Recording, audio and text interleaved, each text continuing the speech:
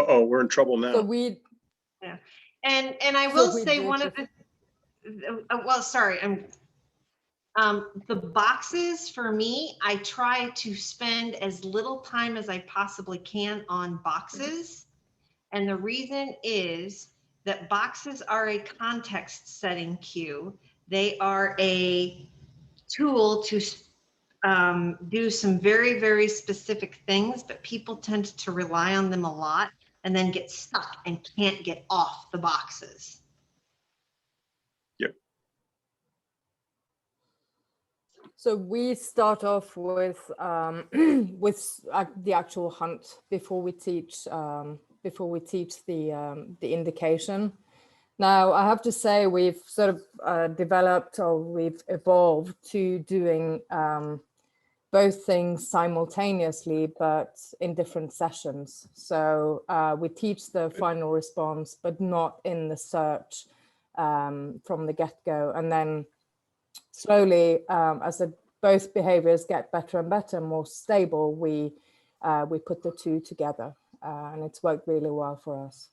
I totally agree with Robin on the boxes. People depend on them a lot, get reliant on them. And for me, the boxes aren't really searching. It's a tool. It's a tool to help the dog, for instance, with a final response. It has nothing to do with searches. And it can obviously help to identify odors, but it's not a search. Sending a dog on boxes is not searching. And yay, team, it's also a way to do your discrimination training with all of your distraction odors for boxes. That's the primary reason I use them, is for distraction odors or odor recognition training. I think the first thing I ever saw of Pat Nolan was him doing the same thing with puppies with his PVC hoods and food. That was 15 years ago, Pat? I think so. Yeah. Yeah, that was fun. It is fun. I enjoy it. Yeah. But I mean, you were doing discrimination with really young dogs early on. I mean, Yes. they had competing odors, and they still had to pick the right one if they wanted to get paid. It's amazing how quickly they can figure that out. And I think lessons that they learn early like that are very deep-seated. They're using their nose, and it's not a search like searching a room, but they are using their nose. They're working different locations, and they are learning to ignore distractions and controls, and working to find target odors. So, Yeah, yes. Randy Hare does a good job of that too. Oh, yes. Yes, he does. Yep. Very similar. We use some different mechanics, but the rules basically of how to train a dog are the same, just the mechanics are different. I got a personal question.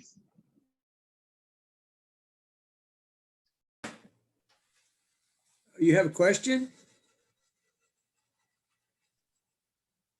Apparently, he also has a bad connection. Take it away, Tazzy.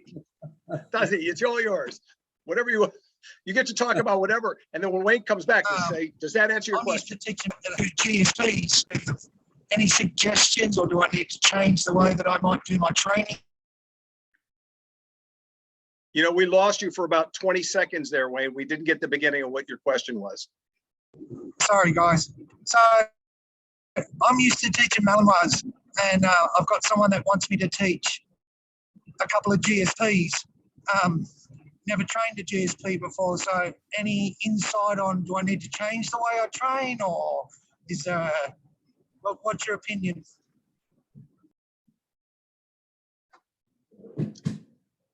What are you Anybody else train? want to jump in?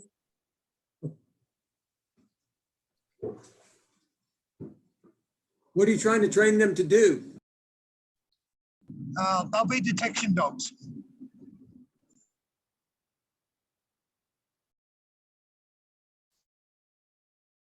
Well, you have some advantage with the GSP versus a Mal in one regard, and that is if you're stupid and you do something that they resent, they're less likely to bite you, but maybe just a little less. Second, because they're pointers, I like using GSPs for explosive detection because they have an inbred inhibition. You know, they have a tendency to wait for the opportunity to flush, and I can actually take the flush in a different direction and reward and give them their reward away from the thing that goes boom, which is probably a good idea. Last thing you want a dog doing is chasing a Kong around something that has a mercury switch.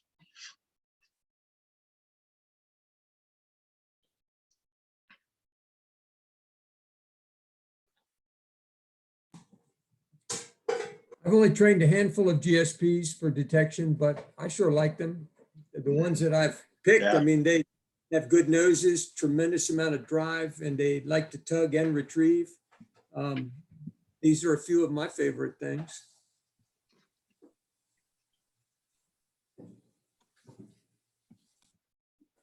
Well, I think I like the component that I'm not going to get bit. So I kind of like that part of it.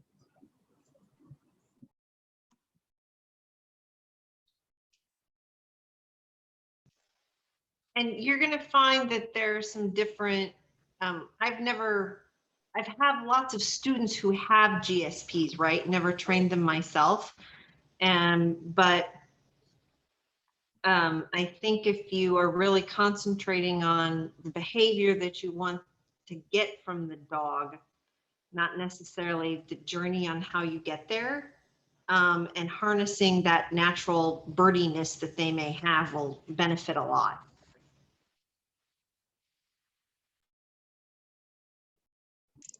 Cool. Thank you.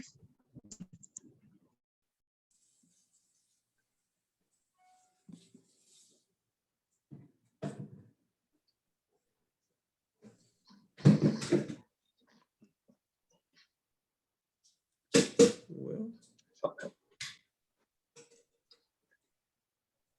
Steve, are you, when you start your hard surface dogs, are you still using a spray bottle? Yeah.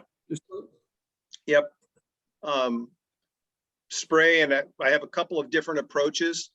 The one that is Looks the like a lowest hard common audience tonight. denominator approach is hydration intensified tracking training system, which is food on the ground, and you're just making an association with water and food and scent at the same time, and then extracting the food and then the water, and then the dog works on the scent. It works for the broadest array of dogs. But I also like an approach that teaches the dog to look for articles away from a track. So we just teach a dog to do article searches. And then we teach them that they can cheat and follow this spray to the article. And that way they don't see the food. And that, you know, once they learn that they, like I said, and I know, let's see, Michelle's not here this time, so I can say it. My wife tells me I'm supposed to be a professional and say that that dogs are opportunists. But Robin knows that I believe every single one of them is a cheating bastard, and that they will take the easiest path to solve the problem. And if all of a sudden they find that following the trail to the article that gets them their pay is easier than quartering a whole big field to do it, they'll figure that out. And you can do the same thing in a parking lot. You just use spray to make that trail more salient, and they figure it out, and then you go from there. I do tend to rein them in. I give them a lead to work so they can't range too far and reduce their odds of success and then burn out on the search process, and then gradually give them more and more freedom on the lead to work. But spray is my preferred method for urban dogs. And it's unchlorinated water of any sort. And a typical intro to weaning off the water is approximately how long? You know, here's the thing. You almost don't have to think about it, because evaporation takes care of the work for you. So you lose the visual component pretty quickly once they start getting to be, 15 minutes old, there's nothing they can see, but there is spray there. And then what happens, we go to intermittent spray. We spray a dotted line instead of a straight line. And then maybe we'll just touch up corners, lead it into a corner, help them make the bank, and then we do that, and then we start fading that out. You know, and surface transition. So we treat tracking as a modular activity that instead of it being a linear thing, it is a series of connect the dots pictures. And it's not only a connect the dot picture on a flat piece of paper, but it's on a crumpled up one that has different changes of surface and angles and all that stuff. And so mentally, you take that crumpled up piece of paper, uncrumple it a bit, and then the dog has to do this. And so we take the opportunity to put articles where they can't see them on the other side of a rise. Sometimes it'll be in a crack in the pavement, or an expansion joint, a pothole, you know, manhole covers. We use a lot of things that are really small. We start with like shoe soles. We go to this cobbler shop and we get them to give us old shoe soles and shoe heels. And we cut them up into small pieces and use those as the articles to teach them, because they pretty well blend into pavement, you know. Then from there, it's golf tees, 9mm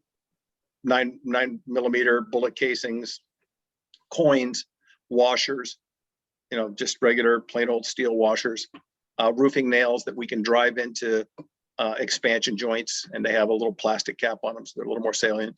But that's about it. Super. Neat. What kind of food do you use? Because I understand that you use food in the water to begin with. No. No. Okay. We use plain unchlorinated water, and we get it unchlorinated one of probably three main ways. One is getting unchlorinated well water. My neighbor happens to have his own well on his property, and he lets me fill up bottles for my unit there when he's got the well running, but in the winter that doesn't work. So then you can buy distilled water from the grocery store and use distilled water because it's unchlorinated as well. And the other way is to unchlorinated it yourself, and we'll take a bottle of, I'll get, you know, a 5-gallon bucket of water. We'll cover it with cheesecloth and let the chlorinate evaporate out. It takes about 48 hours, and your chlorine will be gone out of the water. And it's, you can smell the difference yourself if you get your nose right down onto a small vessel that has it there. And once I'm at that point, I feel pretty good about it. We go on out. It's the same way people prepare water for fish tanks, letting it sit in the air and get it out, because chlorine's bad for the fish.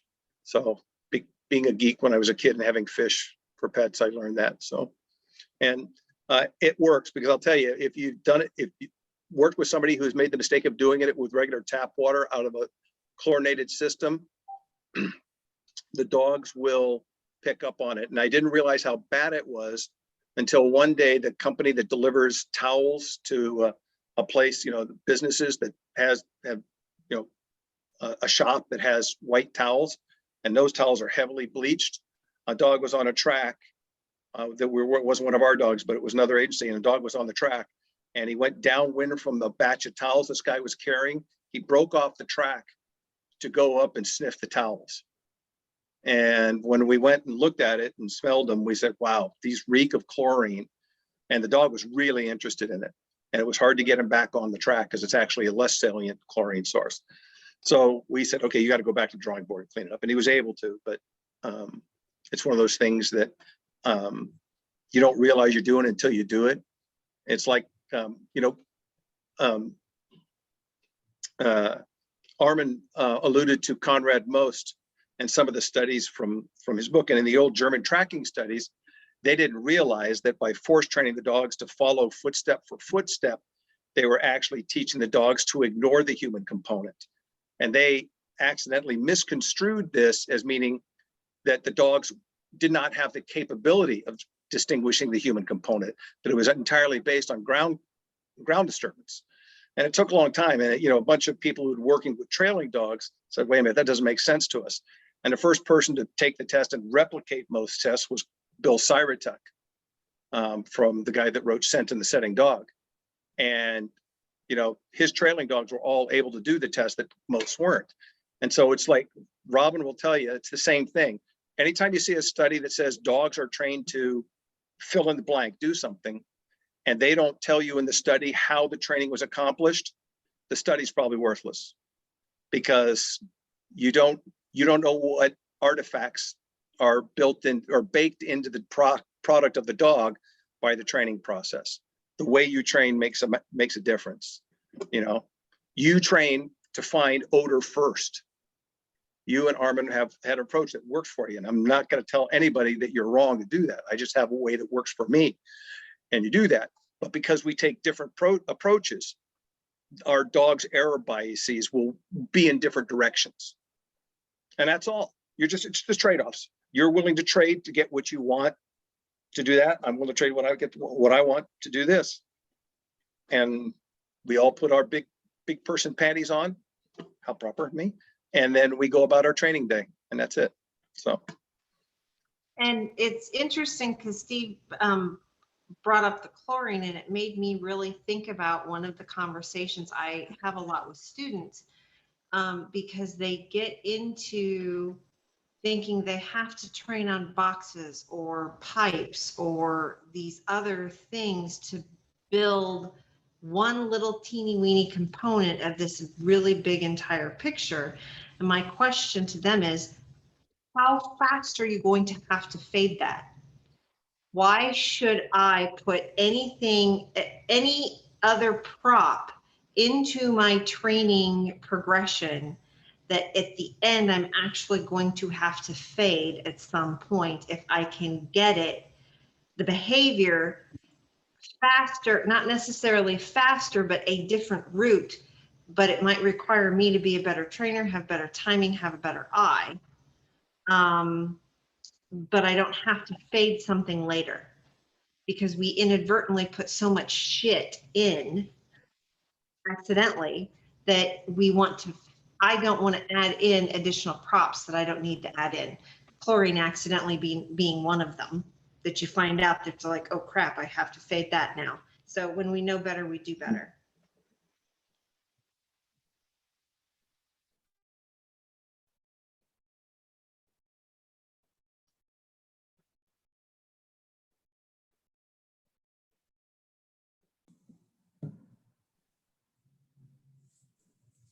Don't all talk at once.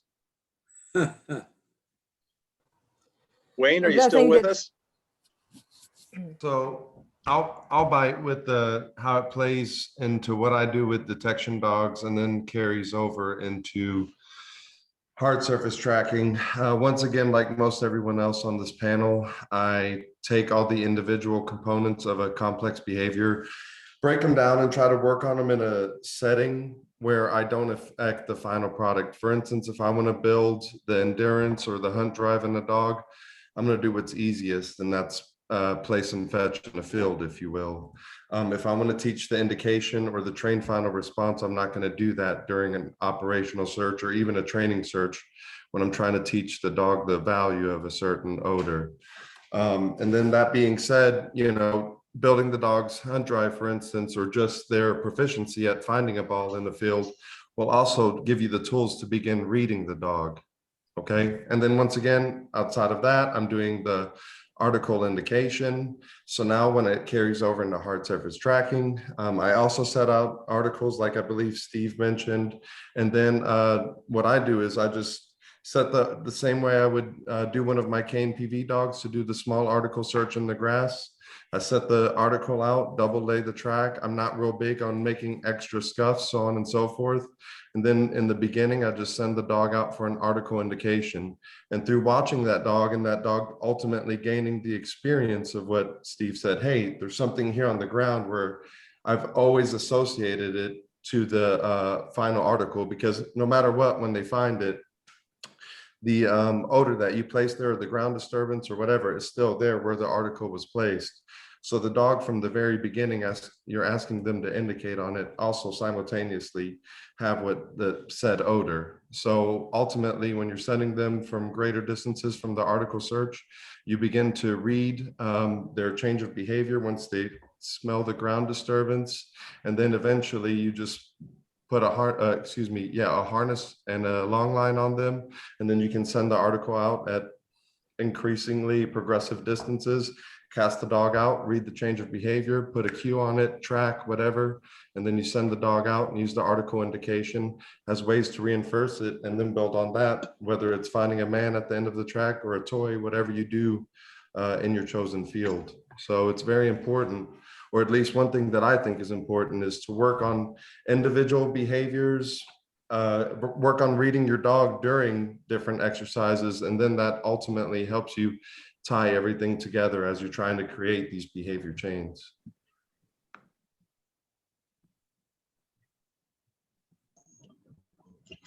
I've got a question that has come in. I want to teach my general purpose dog a routine between going from apprehension to search. Does anyone have a good way for me to start this?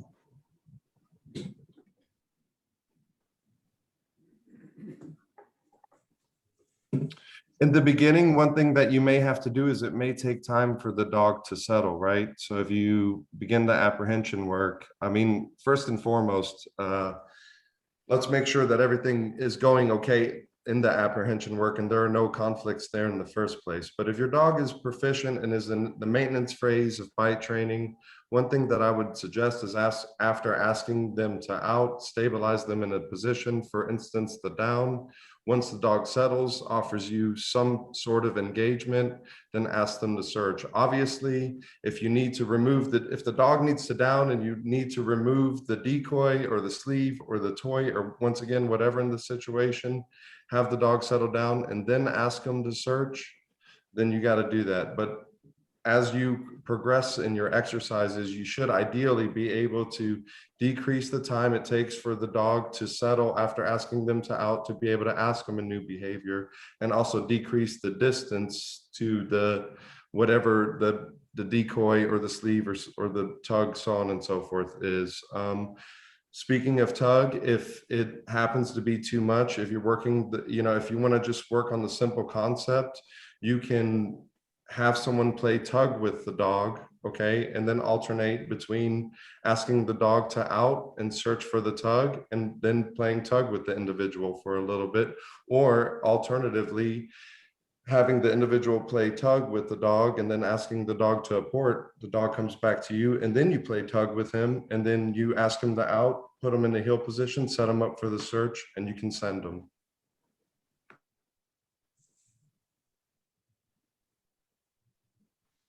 And to build off of what Peter says, if you're trying to chain all of that stuff together, remember it all becomes part of this big, huge chain, so that whatever the outing then becomes a cue to go into heel. And I'm learning quite quickly that my labs, because Pat, I'm learning how to do hunting tests. I've never done that before, right? I know, right? And very, very quickly, my little Labrador retrievers who have never had this pretty heel will now come back, flip into this beautiful heel and sit and wait to be sent after the next bumper.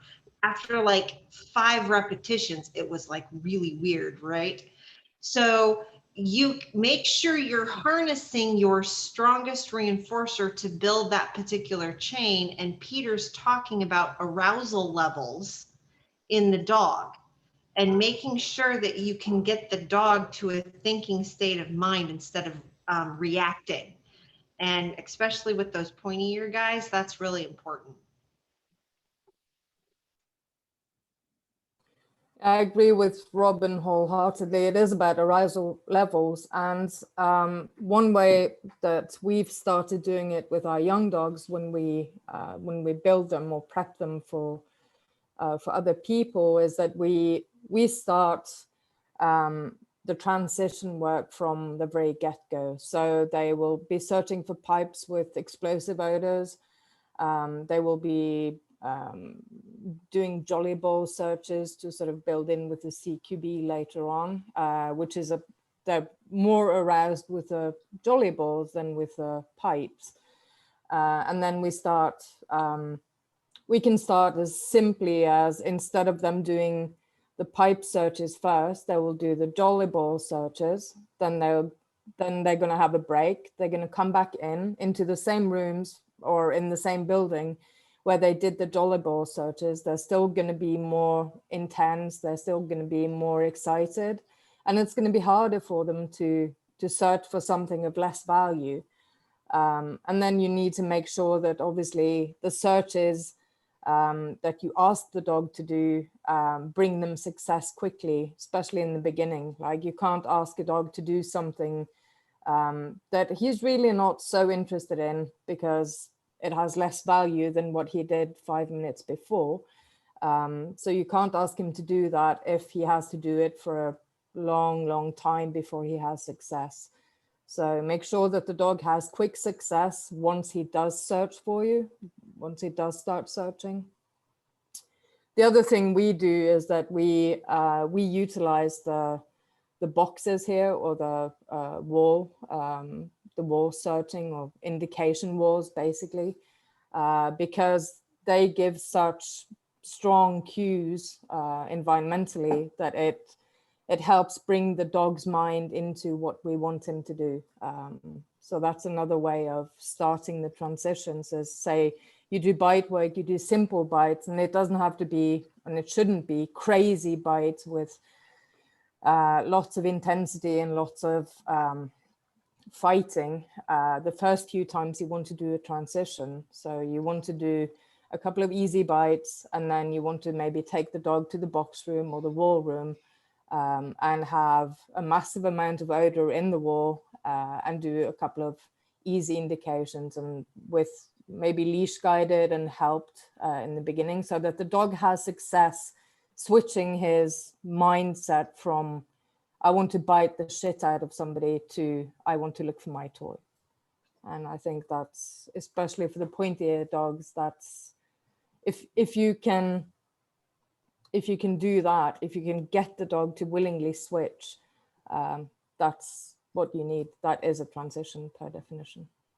And to build off of what Tazzy said, you can also practice each individual segment, like have that search routine, that routine to build up to go do detection work. Build that separately before trying to tack it all on the end of bite work. So that's all very successful to begin with. And then have a specific, we spend a lot of time in search and rescue talking about a start routine. What is the thing that you do the exact same way every single time you get your dog out of the car to go do detection work? This is what you do. You start every single time, the same way. Now, one of the things I'll challenge you to do, video is a great teacher. Have somebody video you every single time when you're trying to learn how to do this, because you would be surprised. Guess what? Your right foot being 3 inches ahead of your left foot makes a difference to your dog. How your toes are pointed, hunting dog 101, directional 101, where your toes are pointed are probably what the line that your dog is going to follow. So make sure you're doing things the same way every single time. And may I pitch in here? The majority of my work is not with bite dogs.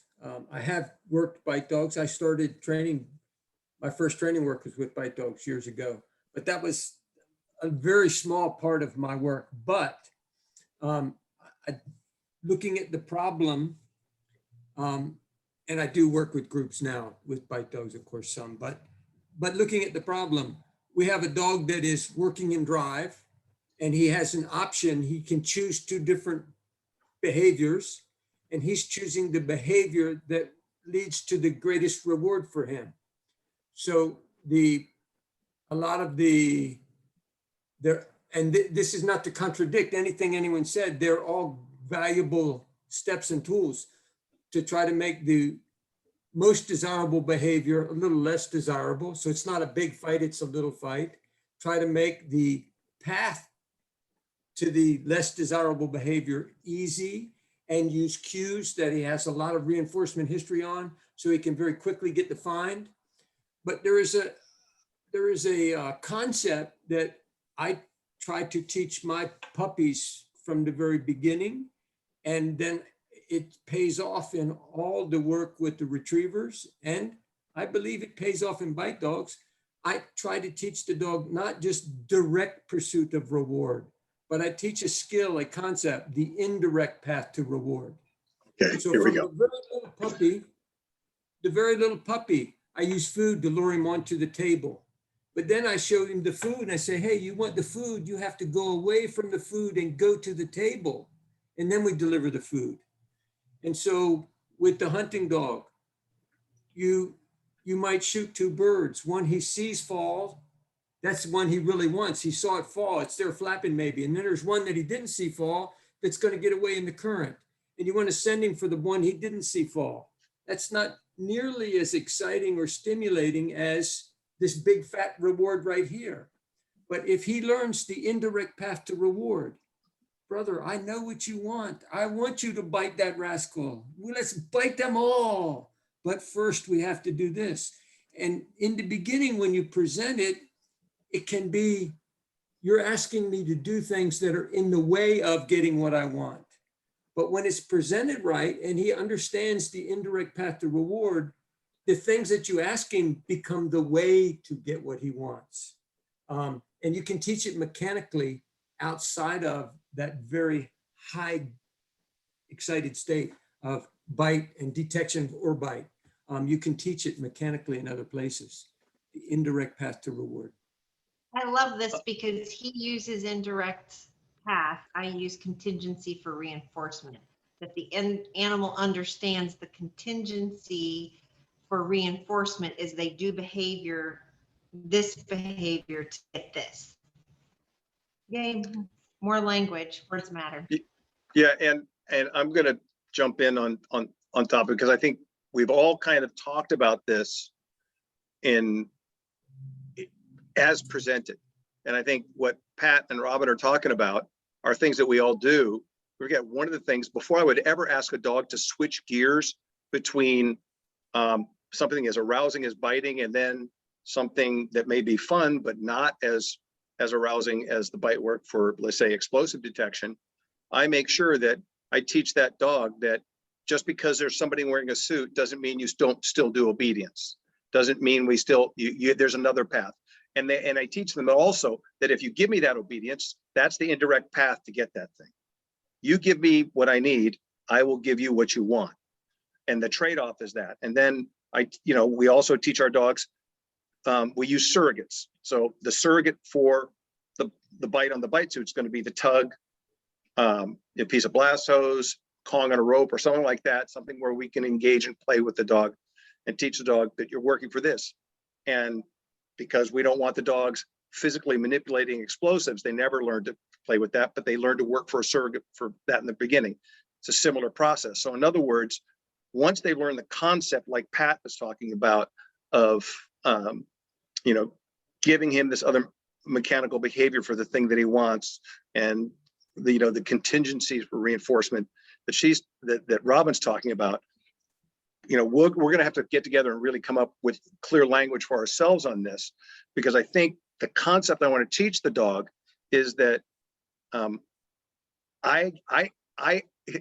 green lights mean go. And by the way, I control where the green lights are. So if you listen to my cues, that's a green light for this thing, and that's where the pay is. You go this way, it will lead you towards pay. And so once I've got that and I've taught it to the dog, the one thing that I do that's probably a little different, if I was going to teach dogs to switch gears like this, is I would give the dog a session on the bite that's moderately arousing. I designed the exercise so it would end there. It ends, the person goes around the corner, leaves in a nonchalant manner. And we finish with the dog standing at point A, downwind from a giant source of whatever their target odor they've been taught somewhere else is. We don't say anything, we don't do anything.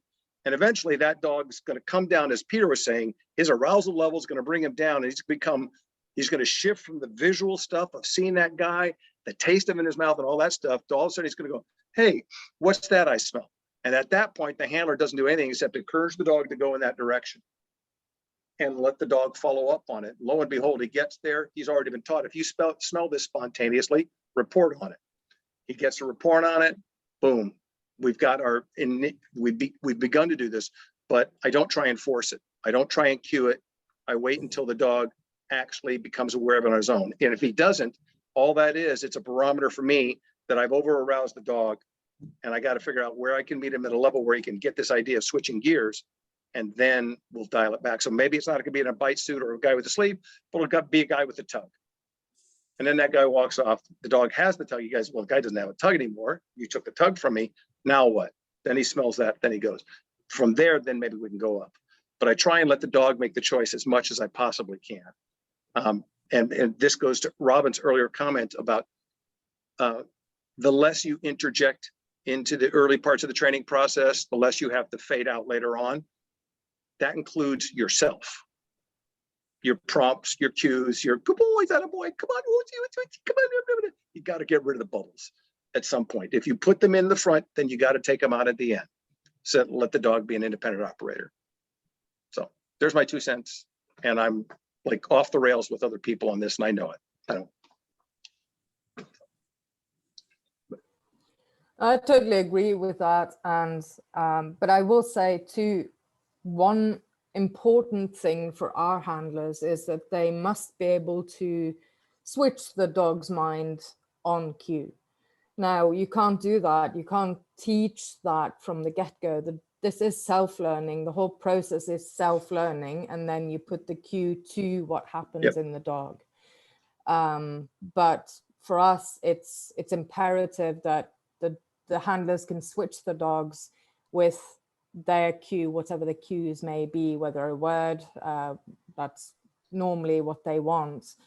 Yeah, so it's important that at the end of the day, it's going to be on cue. You're going to be able to switch this dog from one level or searching for something, doing something to another. But the training that leads there is, it doesn't start off like that.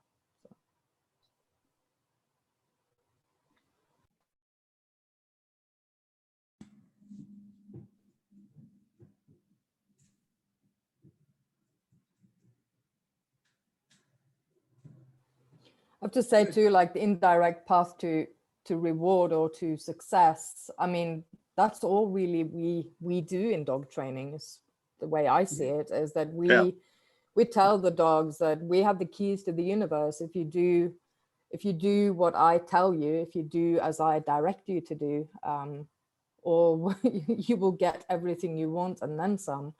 But there are certain hoops you have to jump through to get what you want. And as trainers, I think it's our job to make those hoops as clear to the dog as they possibly can be, and to come up with the best possible ways to make the dog understand how to get through those hoops. And which goes back to the whole discussion we were having, I think it was last time, on impulse suppression. Sometimes your fastest way to getting what you want is by suppressing your natural impulse. I think that's what Armin ended up calling it, which everybody else calls impulse control. I liked impulse suppression better, so that's now I'm stealing it. I think one of the things I've been working on, I have a very large pointy-eared dog who doesn't like to out his toy. So I've been working a lot on those arousal levels and the impulse suppression that he needs to understand outing gets it back. And we're in the middle of a seminar, and I'm standing on a boat on shore because we're learning boat work with an 80-pound Malinois, trying to get him to out a toy calmly so I don't end up flying off the boat. So it was just interesting in learning how to do some of that stuff. Don't necessarily have that problem with some of my labs. They just kind of tend to spit toys at me, right? So it's interesting.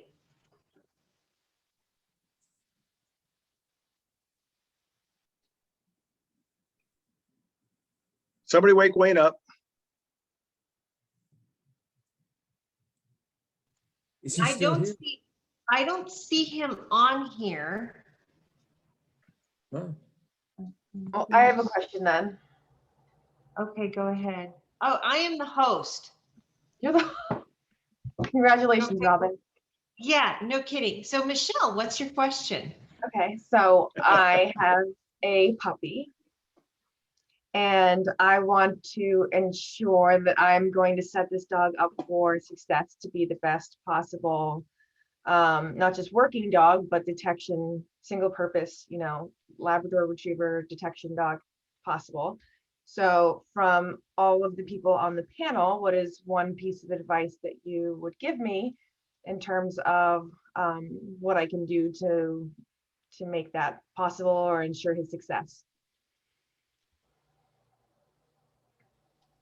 I think, Pat, that's your Oh. wheelhouse. And Big Peter, thing that you, a big thing that you can take advantage of right now, given the dog's age, is to use that time to properly socialize and bring the dog to different environments and just make positive associations. Basically, teach the puppy that the world, excuse me, is its oyster for the shucking, and that will then carry over into the detection work. Because if you have a dog that's confident in all manner of environments, you'll eventually, or a puppy, I should say, that's confident in all manner of environments, you'll eventually have a dog that can work in all manner of environments. So And good call. So I have a list, like an exposure list of all the different places and sounds and people and all these things. And this is for, it's not an exhaustive list, but it's sort of for dogs that are going to become guide dogs. So all of the environments and things that they need to be, noises and visuals, animals, handling, people, surfaces, all that stuff. It's in locations. It seems pretty legit, like what I see with most working dogs. So I'm checking things off as I go. But when people say, okay, get them exposed, like, do I just, it says doorbell. so I'm Like, going to jump in. doorbell, like a doorbell's gonna ring, but is it doorbell and that's it, or is it doorbell and then I'm treat? Is it like what am I doing? So Michelle, Chelsea just popped up with something in here. Exposure does not equal socialization. Right. So oh, sorry. this is the exposure lists, and there are all sorts of systems that built around this. Yeah. Unfortunately, because we humans are goal-oriented creatures, we take the dog to that environment. Let's say it's a The Home Depot, right? yeah, I go to the the Home Home Depot, Depot. and I check the box on my exposure Well, list. But and what do you but like? let- Well, tell me how to do socialization. so Yeah, there's more. It's more than just socialization. That's environmental competence. I am 100% with Peter. If I have my choice between a dog that knows nothing but is environmentally confident, is the term we used, and our first training master Larry Franklin coined it. He called it self-right. The dog that moves through the world and never isn't looking for a fight, but will gladly stand his ground if one comes his way. The dog that will go anywhere, over anything, under anything, around anything, and is game that way, is far better prepared for the work we need than Yeah. a dog that's been taught a lot of stuff early on.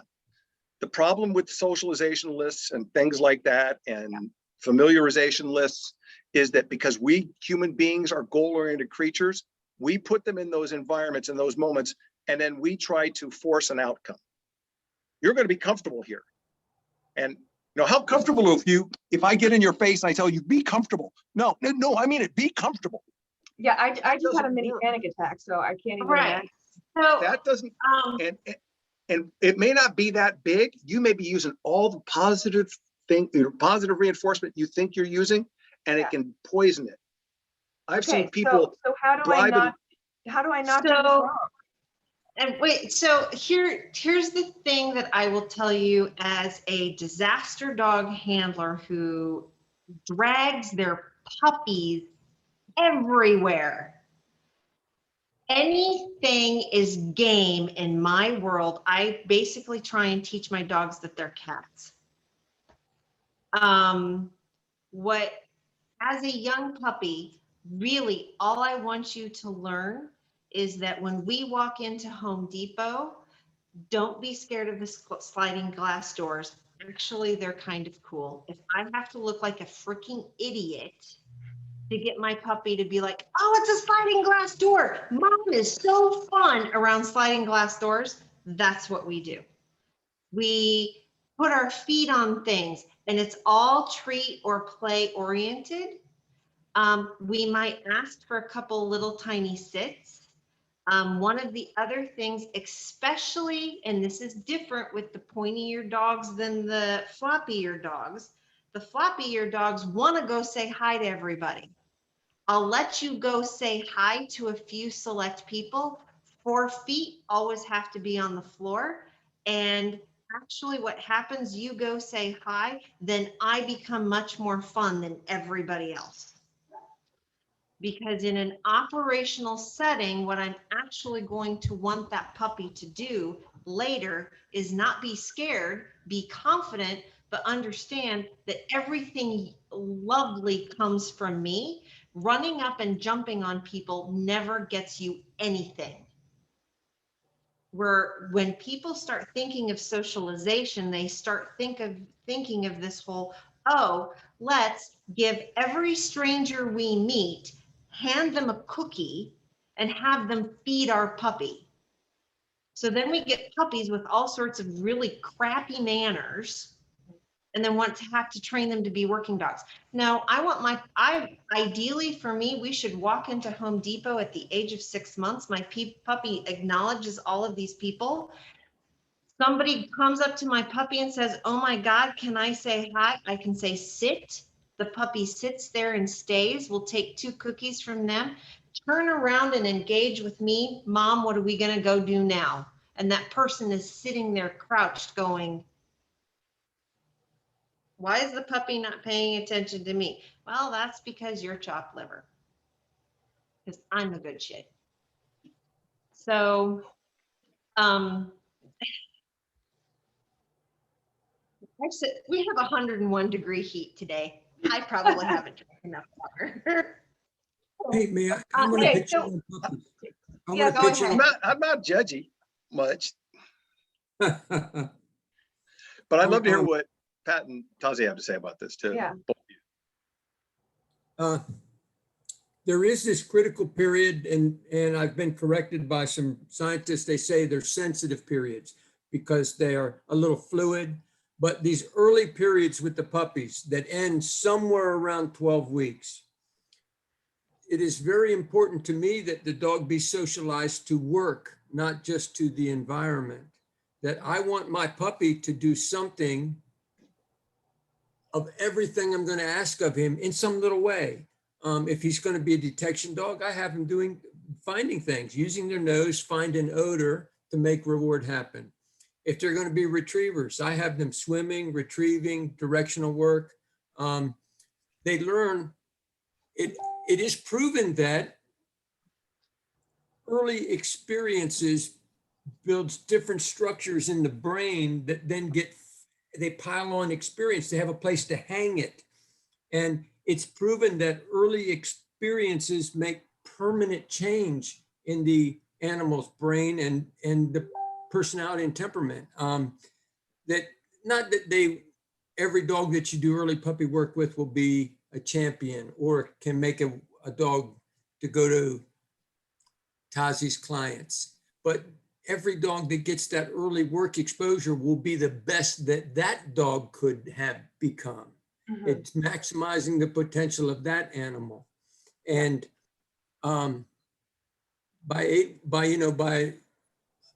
we all know what an unsocialized puppy looks like. We've seen them. He's cowering in the corner. He doesn't come out because we see that. But I think there's that much difference between the ones that don't get work socialization and the ones that get work socialization. We just don't see it. It's not clearly defined. And again, it doesn't make them all world champions or suitable for Tazi's clients, but they all become better than they would have been without that early work. Yeah, I mean, I have 2 weeks left before the puppy's 12 weeks, so time's running out. He's using his nose to find all of his meals, so nothing's given to him. So he's got to work for it. So there's that. But in terms of socialized to work, and, you know, finding explosives, that's, or, you know, whatever we end up doing He's with him, doing Pat. protection work. He's using his nose. Yeah. I mean, that's, And you could introduce, I look at this point too, there is an opportunity to teach the toys, right? Let's play with balls. Let's play with fuzzy things. A little bit of, I mean, right now is the, do you like the, what's I to mean, teach all of with that? Like, what is there to teach with it? I mean, he likes them. interacting with you is fun. That's what that is. It's not just about the object. It's about the game. It's Okay. with you, because that's actually what we kind of put as reinforcement system, because the dog doesn't work. Some dogs will work to just possess the ball, or if you're pointing your dog, just to possess the toy. But it's actually the interaction that goes on with that. You can teach a Pat might say I'm wrong. I teach your puppy to do a little teeny itty bitty games of fetch. Teach retrieve to hand. Yeah. Oh, yeah. I guess he's already doing that. So, which is good. Which is That's great. reinforcement system. That's training.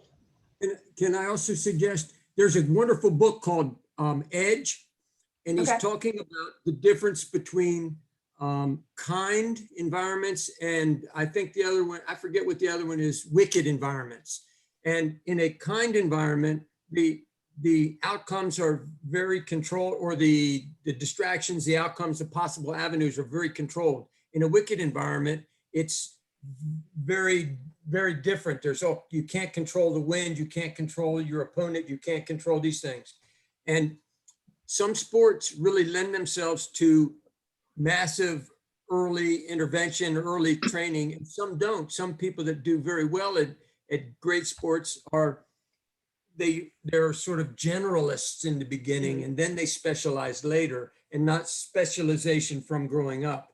But the thing they can learn are, again, they can learn concepts that apply to all their life. With my puppies, I teach them to switch drives. I do some food training, and then I take a few minutes break, and then I do some training and I pay with tug, and I take a few minutes break and I pay with retrieve. So I want them switching back and forth between those, and the indirect path. Here, you want the food, you have to go away from me, go away from the food to get the food. So they can learn those things early, and it's very easy there. And those concepts apply to all the things we do with them. Yeah. Good. No, that's great. That's great. Tassie? Oh my God, so puppy socialization, we can talk about that for weeks. My puppies, or the puppies that I've raised from 8 weeks on, have all been different, and luckily so.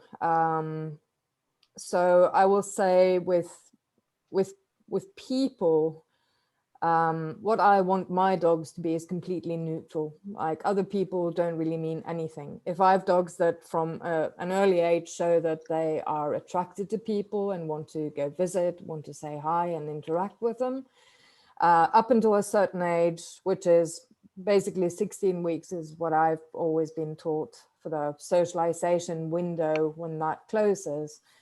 All my puppies will get to meet people, greet people. All people in the world are friendly and cool and whatnot. After 16 weeks, it starts to become, people are irrelevant to you. Like, whatever we do together is what's important. Whatever other people do is none of your business, and it's not going to lead to anything. And what I found is that just that preventing them from actually even trying to gain any satisfaction from other people is a huge benefit down the line. Now, I also work with breeds that aren't necessarily so sociable with people, like the Doberman, for instance. Many of them have sort of a stranger danger approach to life. And with those puppies, it's really exactly the same approach. Like up until a certain age, they're gonna meet people, greet people in what did you call it, Pat? Nice environments or kind environments where everything's controlled by me. People don't make moves, people don't make noises, nothing can happen so that the dog is potentially scared. And after this period is done, and I know that I've exposed my puppy to people of different ages, sizes, shapes, and all sorts, and in different environments that I control, I start to teach them to basically ignore everyone but me. Yeah. When it comes to environmental work, in Norway, we, especially up north where I'm from, we have to work a lot indoors, especially in the winter time. And so my dogs have always been like, I've had to drag them around with me everywhere, and they've always been environmentally what I would call strong. Like nothing would bother them, not slick floors, not heights, not darkness, and so on. One missing link in this for me was that I hadn't taught my dogs to work in drive in these environments. Like they did it by accident most of the time, but it wasn't something that I designed. And when I trained with Armin for the first time, he pointed this out to me. So my dogs would jump up on anything. They would basically handle every environment. But what I had missed in that was that I wasn't sure that the dogs would work in drive. So have your dog jump up on a table and present the reinforcer that you're going to use. For a detection dog, if the dog won't play on that table, if the dog's not comfortable enough to play, he's sure as hell not going to search for it. Why would he? So that's incredibly important. And that to me is a vital thing to make sure of, that your dog actually can be in drive in the different environments it has to function in. Yeah. And people So, yeah, underestimate the value of teaching your dog to be able to play when its back feet are above its front feet, when it's on a wobbly surface. That's actually a skill set that you have to teach separately. And you can do some of that fun stuff with the puppy in a wobble board. I mean, it doesn't have to be all that. I've been So, you know, using a Home Depot bucket, but we'll do whatever we can, you know. well, and you know, yeah, and It works. You It can works. You Yeah, I can- mean, and then, you know, I saw the University of Pennsylvania had a presentation about the fit to work dogs, you know, how they were getting the dogs to do like lots of strength and conditioning. And that was, you know, during the feeding sessions. There's so many things that you can do.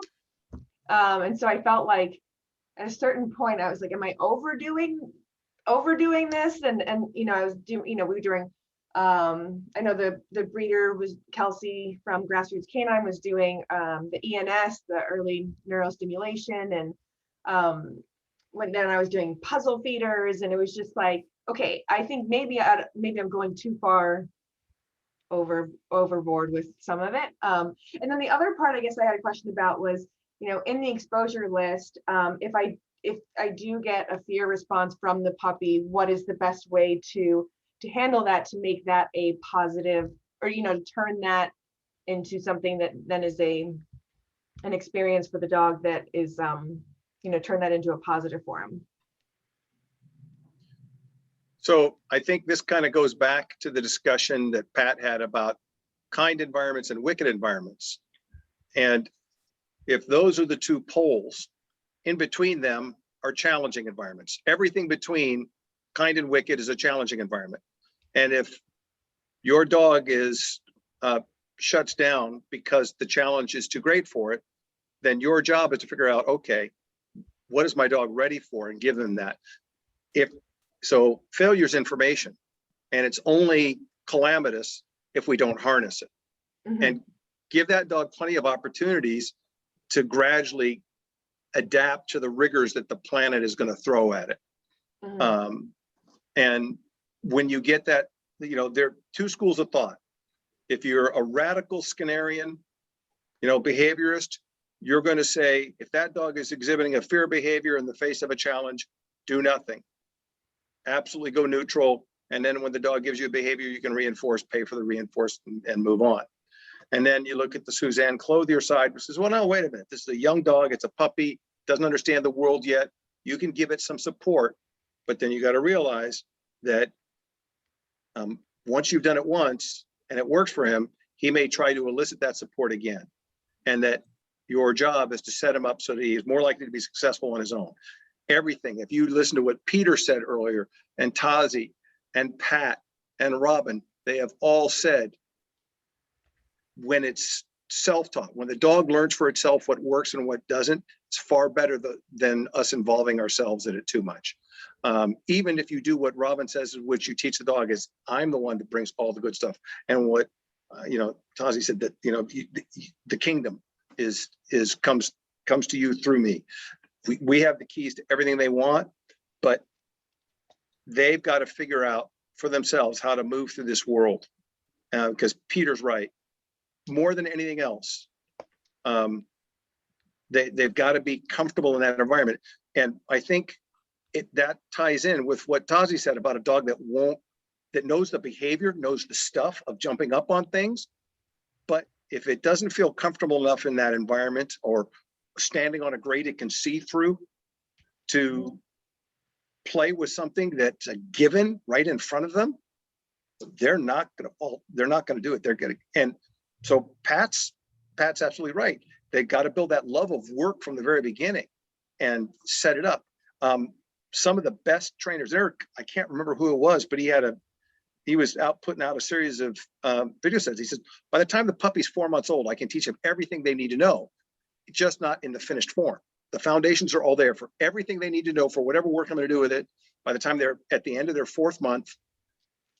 And you can do the same thing.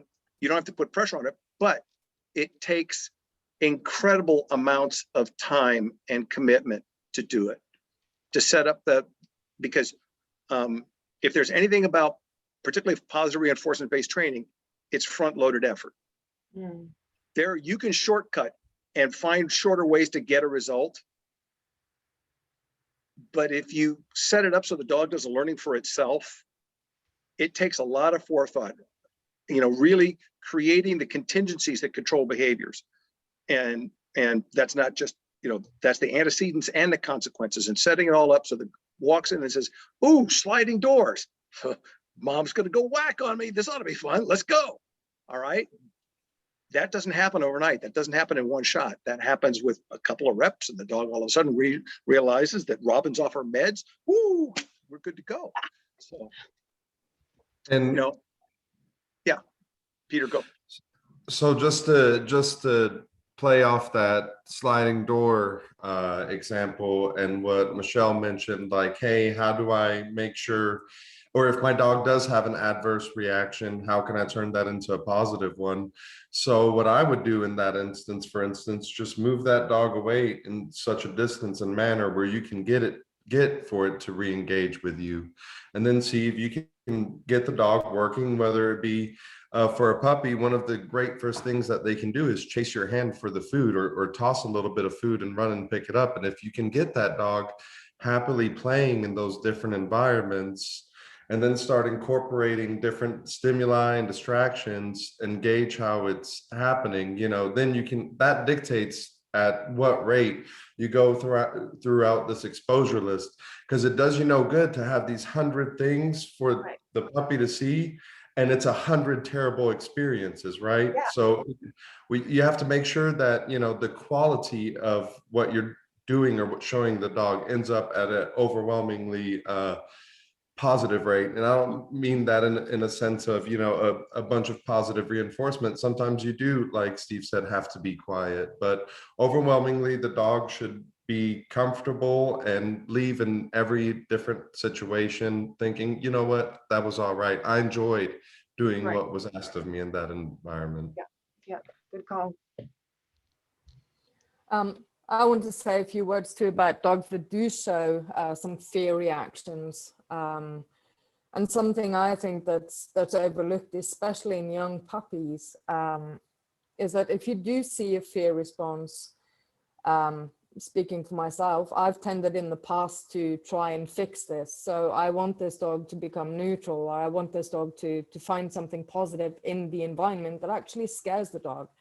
Now, that's a really, really fine balance, because if you do the wrong things, and it's hard to even predict, you can actually end up giving the dog a slight trauma and increase the fear response in the environment or in the situation that you're actually trying to fix. So I've become more apt to laying off things. If I see fear responses, I do not push. I try to find similar situations where there's less of an impact on the dog, and see how it reacts there, and then slowly increase. Because once the dog shows fear, like its rewardability goes down, and there's really nothing you can do to help the dog out of that mindset anymore. Yeah. So So again, yeah. back to perhaps kind environments versus wicked environments. Like, have control of the environments you present your dog to, because it's don't let your puppy's future be in other people's hands, so to speak. Right. Yeah, I mean, we have July 4th coming up, so that'll be fireworks. And that's one of the things on the list. And I was just like, that could go really wrong. Right? I mean, like, okay, it's on the list, and I'm just gonna bring the dog out and do fire. I mean, that's gonna scare the shit out of a little dog.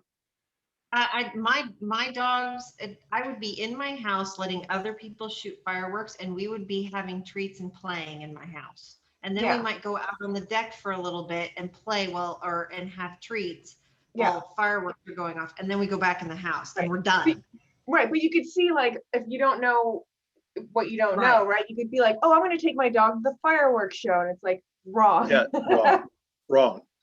Right. I was not planning on doing that. I was just, I'm trying to think of not just the list, but how to go about the list in a really thoughtful, smart way where you're controlling the environment as much as possible. The smartest thing you can do is pay close attention to the dog. Yeah. The dog will tell you when you're going too fast. Yeah. And if you look at the tag teach approach, they have a 3-try rule. If I try something 3 times and it doesn't work, then it's time to go back to the drawing board. Yeah. And it's probably one time too many. Yeah. But that's one of the things that I think we're busy. Like I said, the risks of lists like that is not that the lists are bad. It's that they don't take into account human nature. I have a goal. My job is to socialize this animal. My job is to acclimate this animal to the environment. And I'm going to do it. And we got a result to get. And, we are goal-oriented teachers, and we try to force outcomes with our dogs instead of letting the dogs discover for themselves what they can do. And this, I want to take it back to this. And, Pat, you talked about kind environments and wicked environments. Probably for the past 25 years, I've made a point of, we have a training space. And in this training space, everything you do here is safe. In other words, this is the place where people and dogs have fun. We do stuff works, stuff doesn't work. And sometimes if you keep working, it works. And that's the place where we teach new behaviors. And they know that environment means this is a reinforcement rich environment.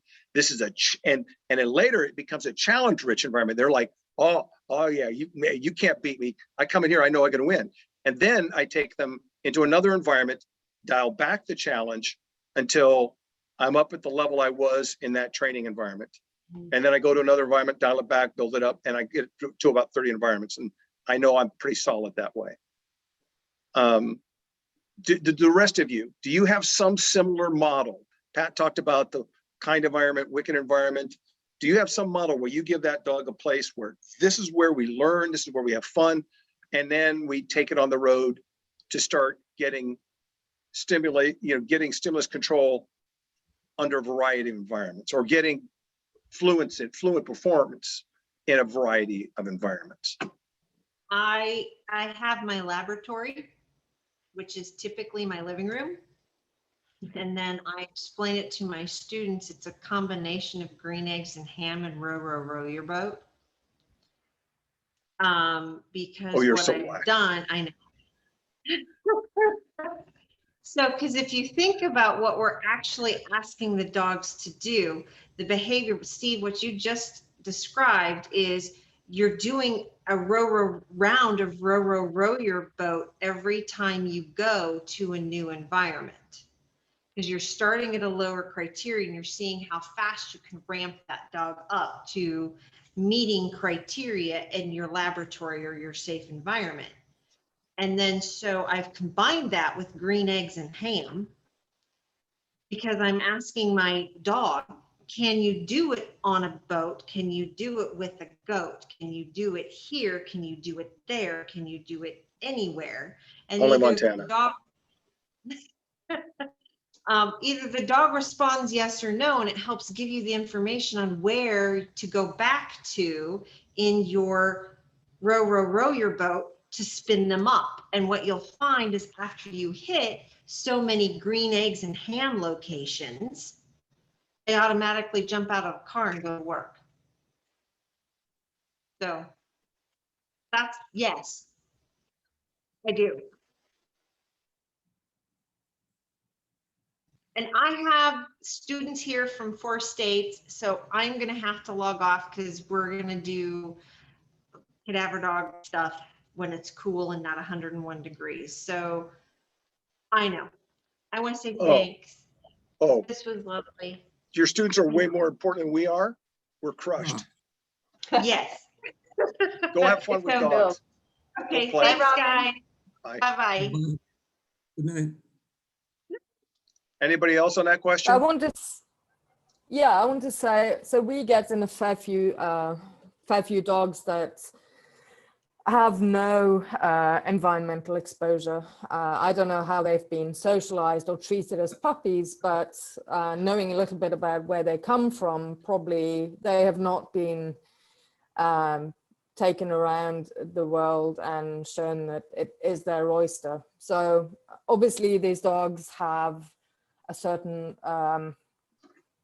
call it genetic predisposition to be good working dogs because they have good drives, they're easy to reinforce, and so on. The point is, we get dogs in that, like one of the latest dogs that we got in, he's an absolute brute today. You cannot deter this dog whatsoever. But when we got him, he was 17 months of age, and he was a little bit afraid of objects that he didn't know what was. He did not do stairs whatsoever. He did not know what walking stairs even was. So he had to learn a lot of things with us, which is hard, obviously, when the dog is older. But he showed a few sort of kinks in the armor, so to speak. And I'm pretty sure that this dog might have washed in other programs, because he would, for instance, not, he wasn't very interested in engaging with his toy when he was a little bit wigged out about things. So we had to experiment and figure out what level of reward is going to be enough for this dog to overcome those fears that he has, or those to overcome the challenges in the environment, like Steve said. And once we did that, and we gave this dog success after success after success in controlled environments to begin with, and then we gradually built on that. Like I said, today you cannot deter this dog with anything. It's absolutely impossible. But it brings me back to something Pat said too, is that you sort of socialize them to work from the get-go.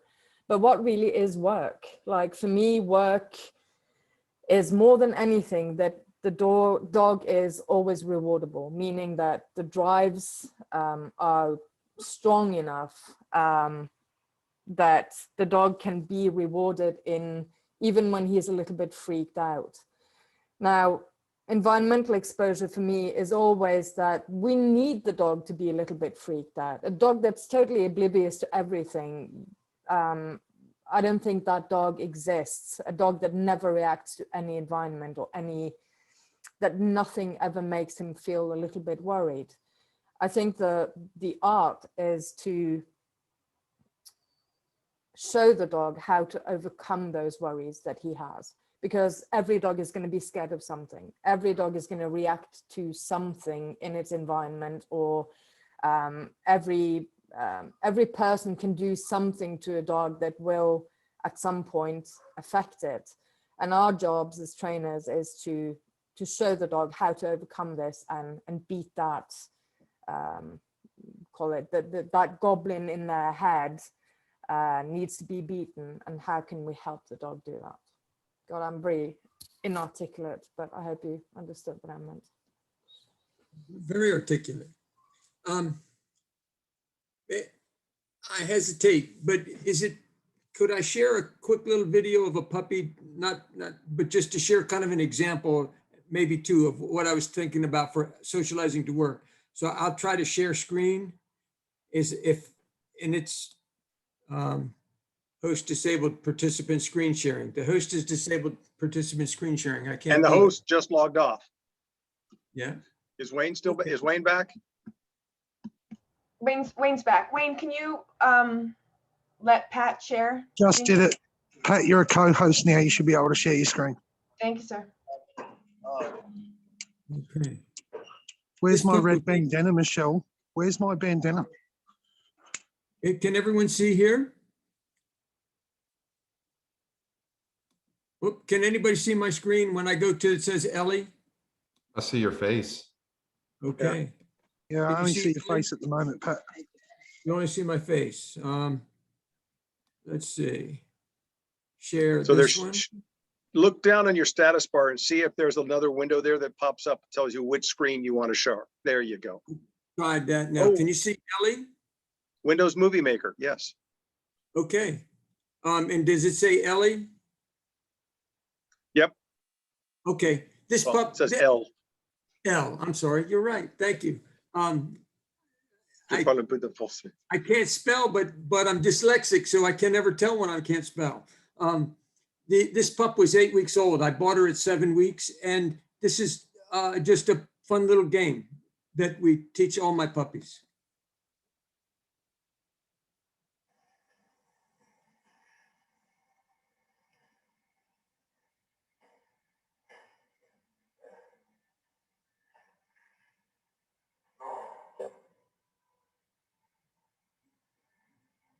Take avoidable hazards, line out to a target.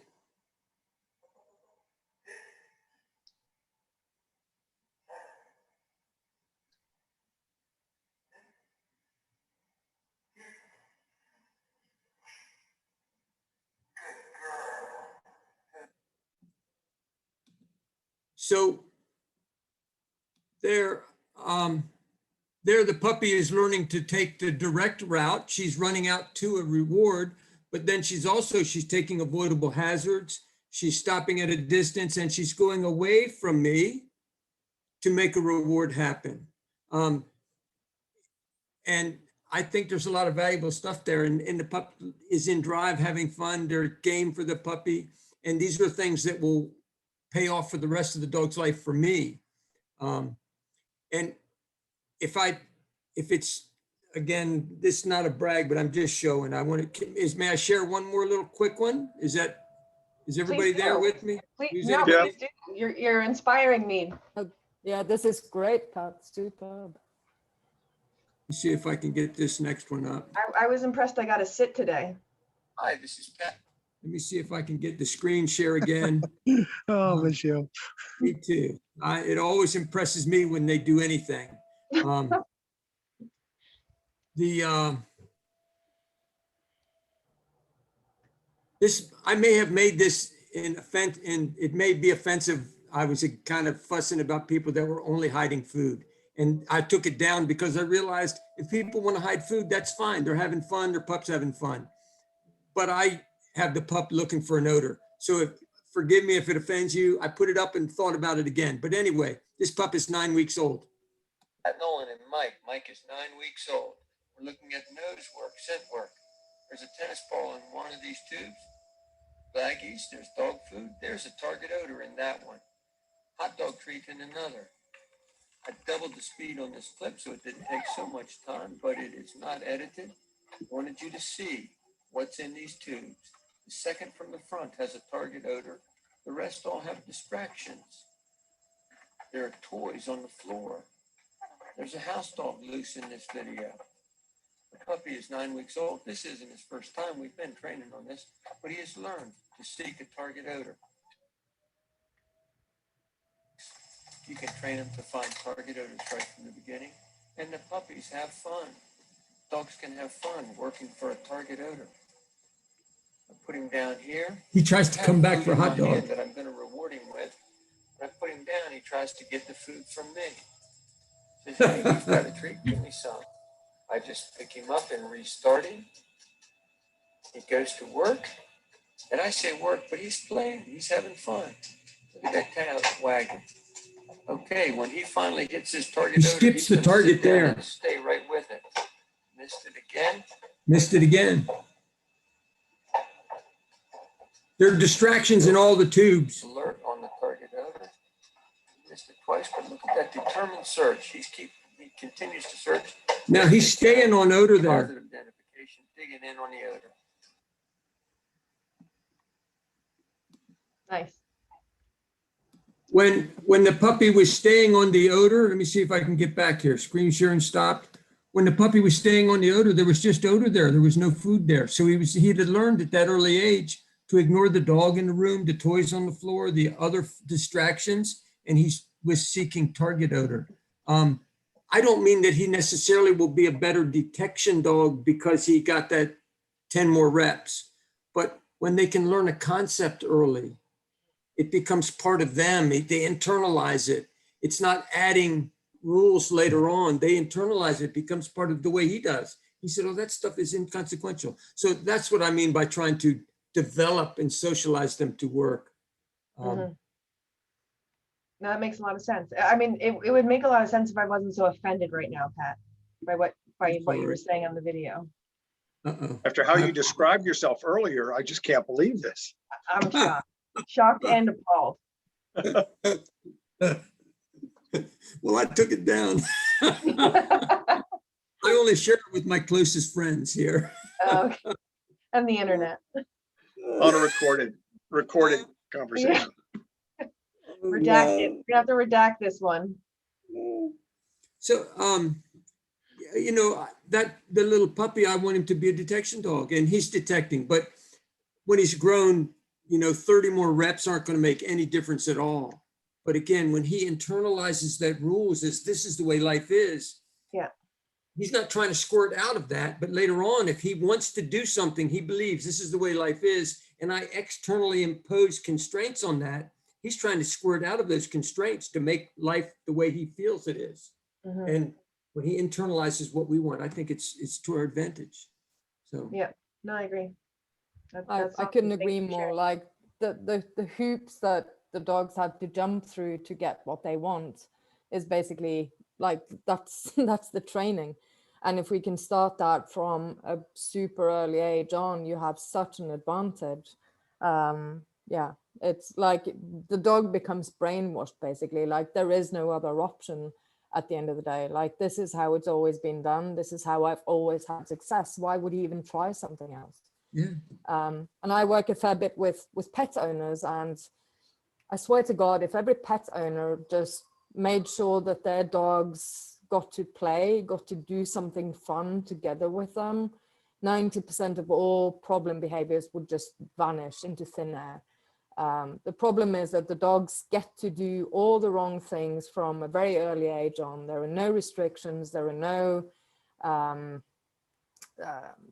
like they don't prevent the dogs from doing the wrong things ever. And then when this becomes a problem, it's so ingrained in the dog that it's in some cases impossible to solve. So yeah, It's not unique to, the it's not socialization unique. to work. It's not unique to pet owners. It's not unique. Oh, no, canine handlers will No, teach. I know. Give I the know. same. Oh yeah, absolutely, absolutely. I'm just like with pet owners, it becomes these huge problems for everyday life, whereas for our handlers, if they mess up, it becomes problems for the work, obviously, but for very specific things. So it's yeah, again, the habit and how do the dogs get to their goals? Like our dogs have to walk on leash, like they don't have to heel for very long periods because heeling is a very high concentration exercise. And we also want the dogs to scan their environment to be able to deal with threats, for instance, or if there's explosives there, we want the dogs to be aware of the environment. So we don't want the dogs to walk and gawk up at the handler all the time, but we also don't want them to pull on the leash. And when we have the dogs in prep training, it's like you never get anywhere by pulling on the leash. It's just never ever going to happen. And the dogs adhere to this really, really quickly. And funnily down the line, like the bigger the reward, the better behaved the dog is, because obviously he's willing to work harder for a bigger reward. Now, when the handlers take over, and this happens every time, it starts off with the dogs pulling a little bit, then the dog's pulling a little bit more, then there's a little bit of a whine going into an exciting situation. And so it just snowballs. And it's like really, really difficult for people to understand that once you start to let that slide, and once the rules change for the dog, it's really, really hard for him to understand, like, I don't have to be quiet to get my bite anymore. I don't have to walk on a slack leash to come to the place where I'm going to be sent for an area such. Then why would he? And then you come in and you start to punish those behaviors away, the unwanted, the pulling, and so on. And it's really difficult because we're working with some pretty strong-headed animals that are all for themselves. And that's why they work for us. That's why they function for the jobs that we want them to do. But now it's become a problem. So if we all did what Pat says, like socialize them to work from the get-go, oh my God, what a world it could be for dog trainers and handlers. Wayne, would you please clip out the past 276 seconds of this recording and send it to me? I want to play it and have my handlers put it under their pillows at night and listen to it subliminally every night. I can definitely do that for you.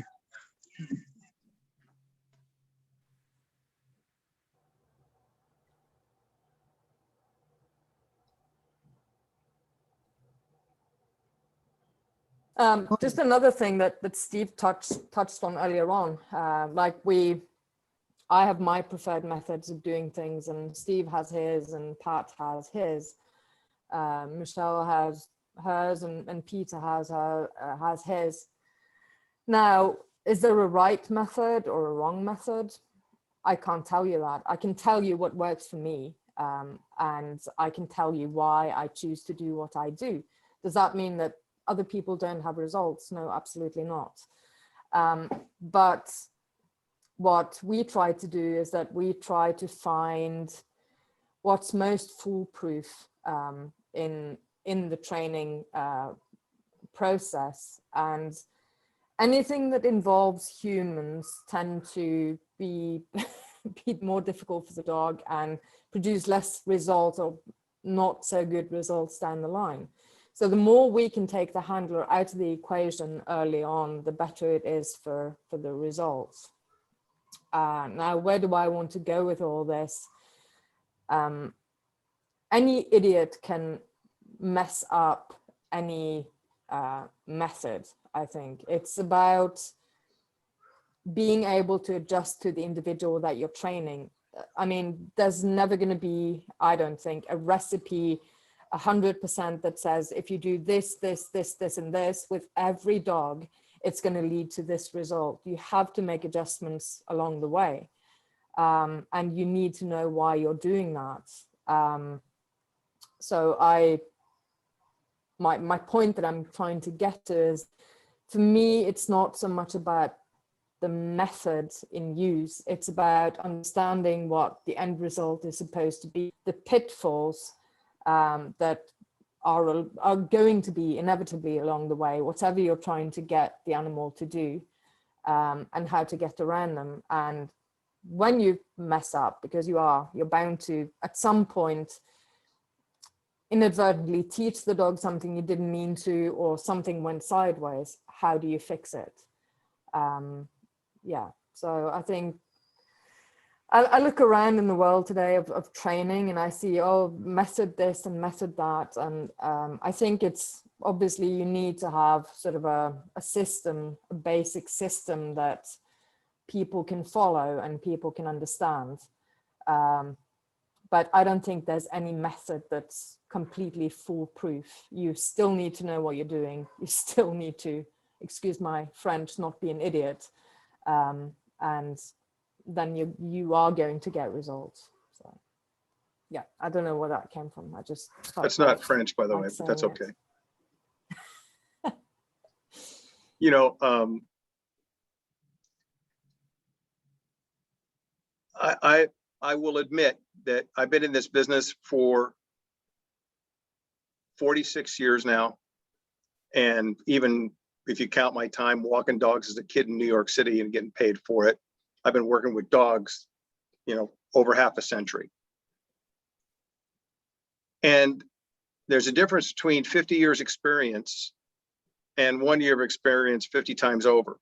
So I'm going to say that out of that 45 years of real professional work at this, 46 years of real professional work at it, I probably only have 21 years of experience, because, or maybe a little bit more, because I tried different methods.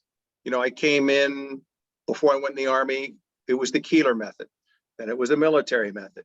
Then I got out and, oh my God, everybody was about Barbara Woodhouse, or you name it, and all these other people and so forth. And you got all this stuff, and Winifred Gibson Strickland and all these old names nobody remembers anymore.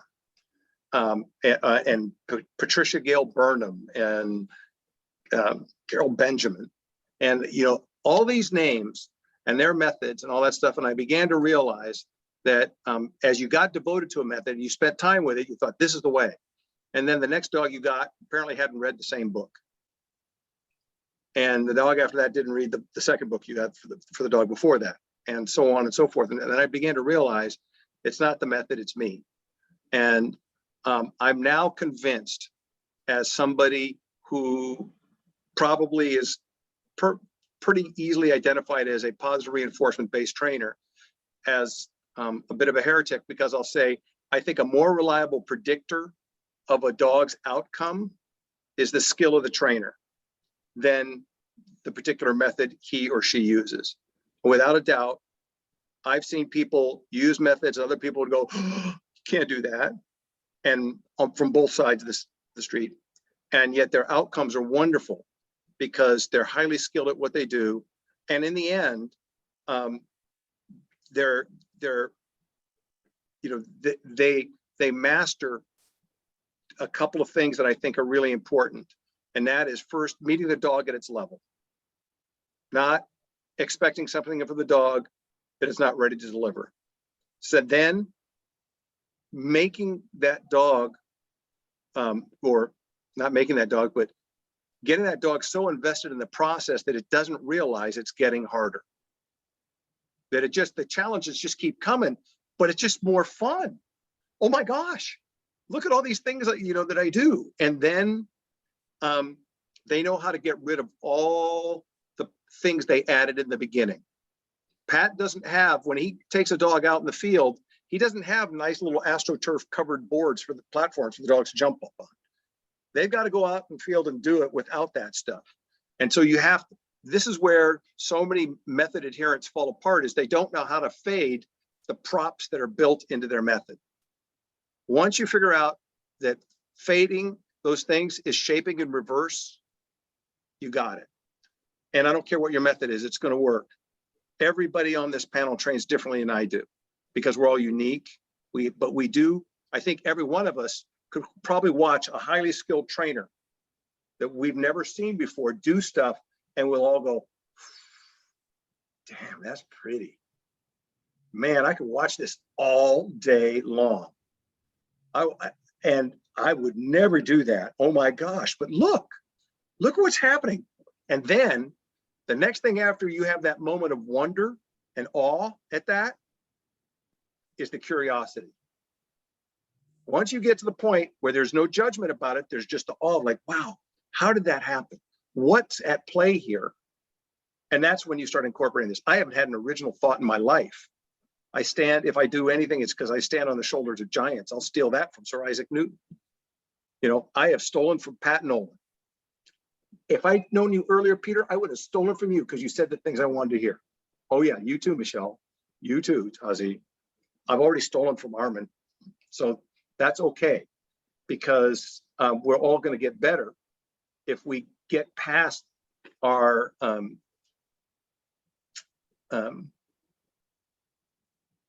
isms.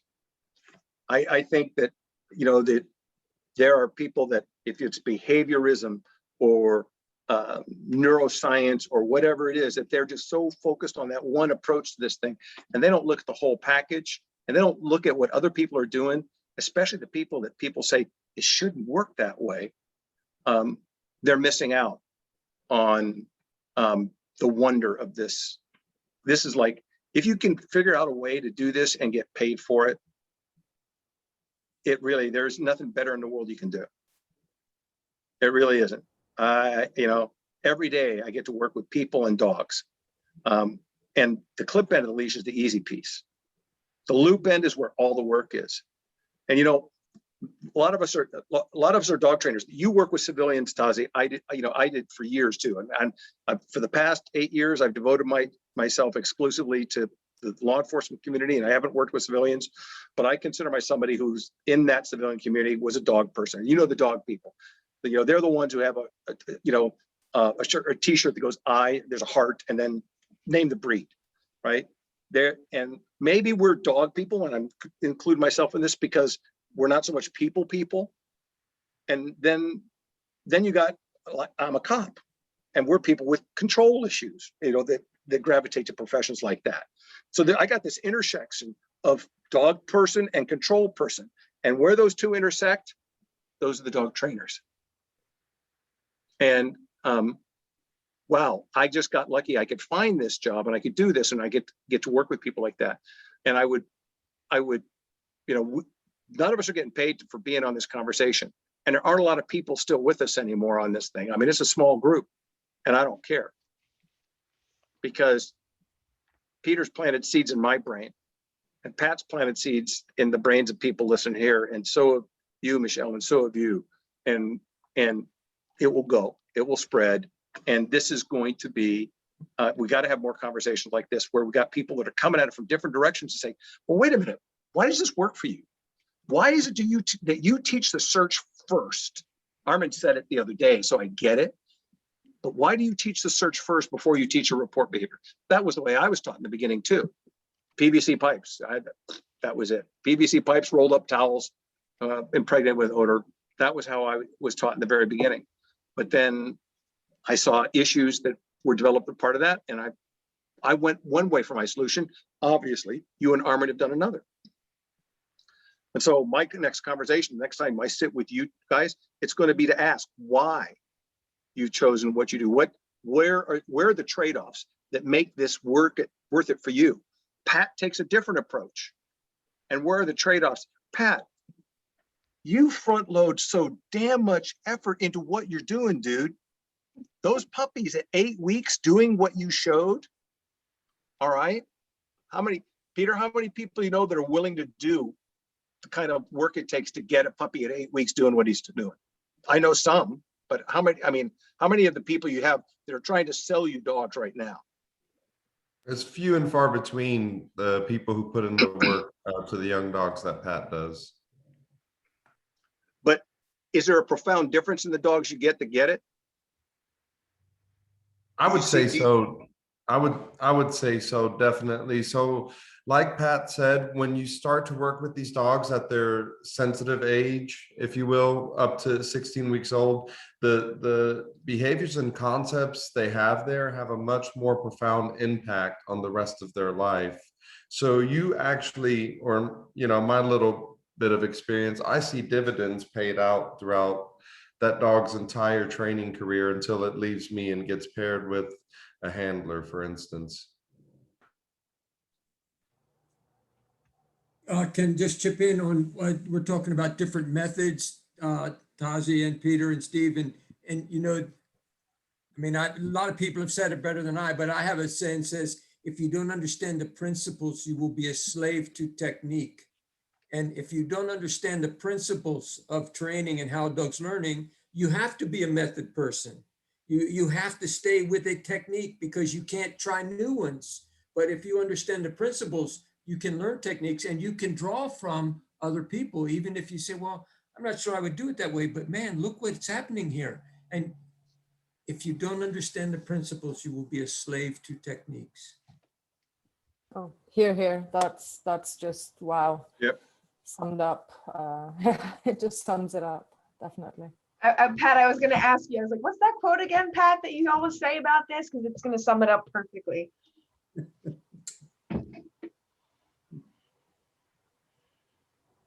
Yep, that one's worth writing down. I might get a tattoo of it. Temporary, but it's a Got tattoo. it. A henna tattoo. You know, I'm more onto the peel and sticks myself, but that's okay. You pay a little more to have them made, but you know, then you can buy a bunch of them. So if I forget it, I can put it on another day. So Steve, about the detection that you just talked about, I've seen both. I've done both ways. And I, for the longest time, was sort of not opposed to doing it the way we do it now, and I wholeheartedly choose to do now. But I've seen enough dogs trained in both, in both kind of systems, and I've seen the differences. And I think I've seen enough dogs that it's not just the individual dog. It's not just, because you always have to take that into account as well. It's not just the handler's influence. It's not just this, that, or the other. It's actually how the dog was taught from the beginning, and maybe a lot as to what the dog was taught first, what the dog reverts back to when it starts to get tired or give up and so on. And I definitely agree, we should and we need to have more discussions. We should get together and actually talk about these things. Because but that's exactly the reason I went the way I went, is because I saw too many dogs with problems. I love there it. you go. You know, here we are. Yeah, we there you saw some. That's what this is about. God, I mean, I could just say exactly the same words right back at you. And I saw things, particularly with explosives dogs. Yeah. Wow. Wow. Yeah. So yeah, I guess it's we need to find another venue to actually get together for everyone to take the time and do this somehow. And well, Peter's trying to get some folks together, or not Peter, yeah, but absolutely. And Wayne is trying to get people together. Peter might be too. I don't know. Right. Yeah, like I was going to say, like I will be more than happy to try and get people together and host a webinar. I'm just like there are so many things to discuss. I think maybe the next, if we ever do this again, we should try to discuss certain topics and be more specific. This has been very broad and it's been very interesting. But it's also it's also difficult in a way to get down to the nitty gritty, maybe really interesting training stuff when it has to be brought like this. It's time for a summit. We'll do it. Yes, agree, Michelle. Definitely time for it. Yeah. Wayne's of course not invited, but that's neither here nor there. Is that because I'm an Australian, or is it Yes, just because you're- I'm an idiot? No, it's your dirty pirate hooker from Australia. Excuse me, the term is toe jockey. No, I think these round tables have been awesome, and the feedback from trainers that I'm getting from Europe, the States, Australia, New Zealand on the broad input from the panel has been amazing, and literally sorted out a few things in regards to what do you call prey drive? What do you call indication? Whereas a lot of people were a bit confused because their take on it is different to someone else's take.